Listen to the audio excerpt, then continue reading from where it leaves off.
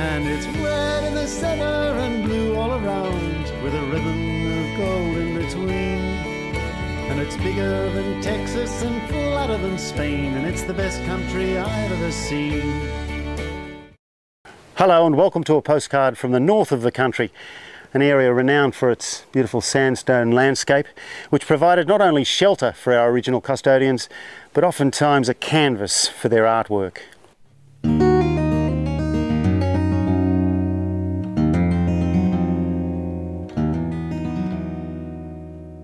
But there's one branch of rock art found only in the Kimberley region of WA that seems to question conventional wisdom about our original inhabitants. Your classic tassel Bradshaw, really good example, well preserved.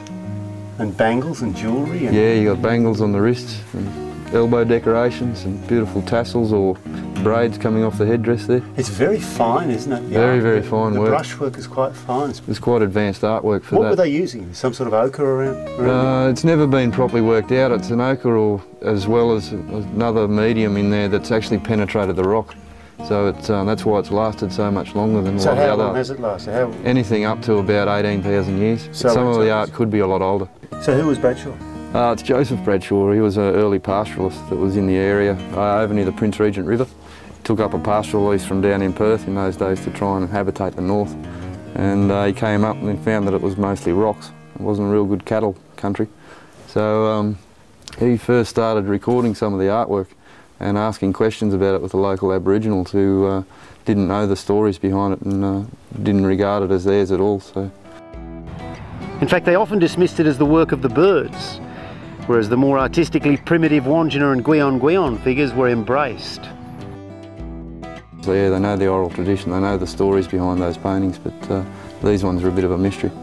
Yeah, Wandjina's got those. Got the spikes and the lines, all the lines. And spikes. So what are the Gwion? Gwion are quite a simplistic figure, very similar to these, where they're not really well decorated. Are they the X-ray, the ones we call X-ray? No, they're a different style again. That's like Arnhem Land stuff. Arnhem Land through Arnhem Land's a lot of X-ray style stuff. Yeah, and into the WA as well, into the Kimberley, there's some X-ray style and some of the really ancient artwork as well. So it's been a mix of culture or mix of people here for thousands of years.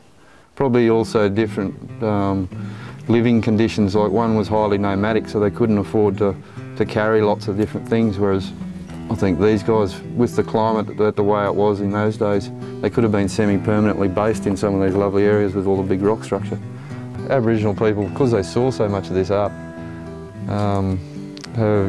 did copy it and tell the stories of the places where this art was. So yeah, so the copies of the Bradshaw is the Gwion art form, whereas these days, because of sort of political issues and that, they've claimed all Bradshaw art as Gwion art, which was never really the case from the early recordings of Joseph Bradshaw and those sorts of people. So they try and put this money value on the art in the Kimberley, which is the wrong thing to do, because if you sort of get out and research the area and find the art and learn from the art, the value of that knowledge far exceeds any monetary sort of value. So many theories getting around out there. I don't know whether we'll ever learn the true origins or the stories. Some of it you look at just looks like they're having fun. Yeah, that's it. I think a lot of it was just depicting having a good time, a good get-together and things like that. Good get-together, yeah. Right? Some of it's downright pornographic. Yeah, that's right. Yeah. You don't have to box it in and try and make it mean something. I think it was just, yeah, they're just depictions of good times. Recording what's around them. So the Kimberley contains the best natural history museums you'll find anywhere in the world, and it's all out here.